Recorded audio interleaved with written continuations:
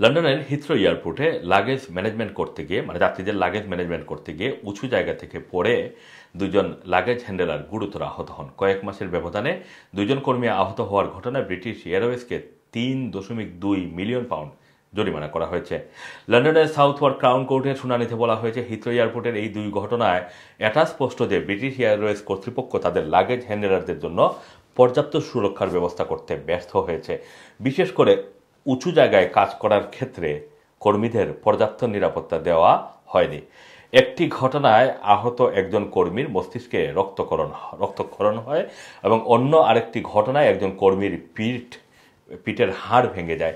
জানা গেছে, 7 বছর ধরে কোম্পানিতে কর্মরত গ্রাউন্ড অপারেশন এজেন্ট রবীন্দ্র তেজি 2022 সালের 25 আগস্ট টেলিভেটরের 1.5 মিটার উঁচু থেকে মাটিতে পড়ে যাওয়ার পর পিঠে আঘাত পান। 2023 সালের 8 মার্চ টিএলডি লিফট ব্যবহার করার সময় শাহজাহান মালিক নামে আরেকজন কর্মী 3 মিটার উঁচু থেকে পড়ে গিয়ে গুরুতর আহত হন। এতে তার মস্তিষ্কে রক্তক্ষরণ হয়। টেলিভেটর এবং টিএলডি লিফট হলো এমন একটি মেশিন যা বিমানের হোল্ড লাগেজ কন্টেনার লোড করার জন্য ব্যবহার করা হয়। এগুলি ব্যবহারের সময় অপারেটররা ভূমি থেকে মাটি থেকে 1.5 মিটার থেকে 3 মিটার পর্যন্ত উঁচুতে উঠতে হয়। এসব ঘটনায় ব্রিটিশ এয়ারওয়েজ কর্তৃপক্ষের বিরুদ্ধে হেলথ অ্যান্ড সেফটি এক্সিকিউটিভ ফৌজদারি মামলা দায়ের করে।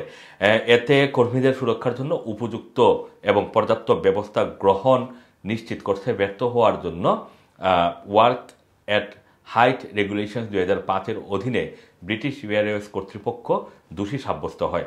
আদালতে বিচারক এয়ারওয়েজ কর্তৃপক্ষকে ক্ষতিপূরণ হিসাবে £32,08,333, আদালতের খরচ হিসাবে £20,925 এবং ভিকটিমের সারচার্জ হিসেবে £120 প্রদানের নির্দেশ দেওয়া হয়। Assam Masum, Rana TV, London.